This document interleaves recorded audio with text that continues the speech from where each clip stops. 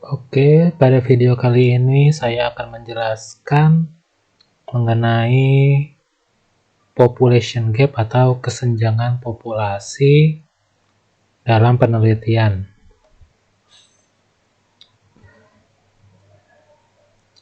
Definisi population gap. Kesenjangan populasi adalah kesenjangan umum yang diakui di antara para peneliti. Selalu ada populasi yang tidak terwakili dari penelitian sebelumnya. Kesenjangan ini adalah jenis penelitian mengenai populasi yang tidak cukup terwakili atau kurang diteliti dalam basis bukti atau penelitian sebelumnya. Misalnya seperti jenis kelamin, ras, etnis, usia, dan etik. Singkatnya, kesenjangan populasi merupakan celah yang ditinggalkan oleh peneliti sebelumnya karena keterbatasan penelitian yang dilakukan. Misalnya, jenis kelamin, ras, etnis, usia, dan lain sebagainya.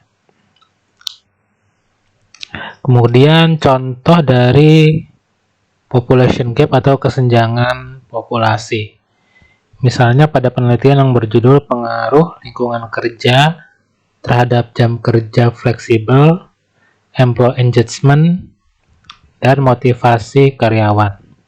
Nah, penelitian ini dilakukan dengan mengambil populasi karyawan pada generasi Y atau milenial dengan jabatan supervisor ke atas di daerah Pulau Jawa.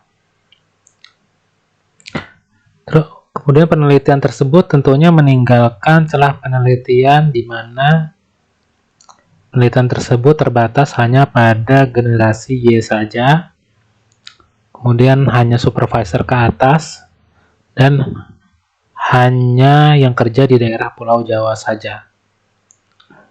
Bagaimana cara mengisi atau mengatasi population gap-nya?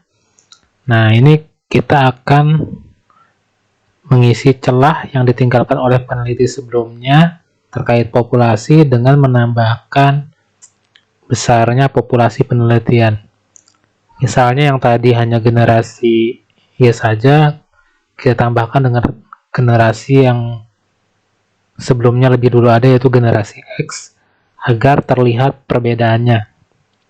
Kemudian yang tadi hanya meneliti supervisor ke atas, bisa ditambahkan dari berbagai tingkat manajemen, dari staff hingga sampai ke manajer atau direkturnya.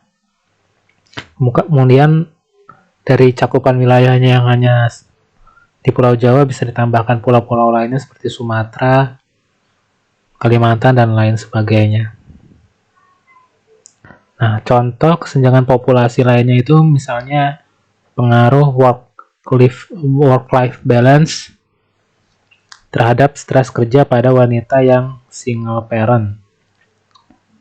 Bisa diperbesar sampelnya dengan menambahkan sampel pria yang single parent agar dapat dilihat perbedaannya.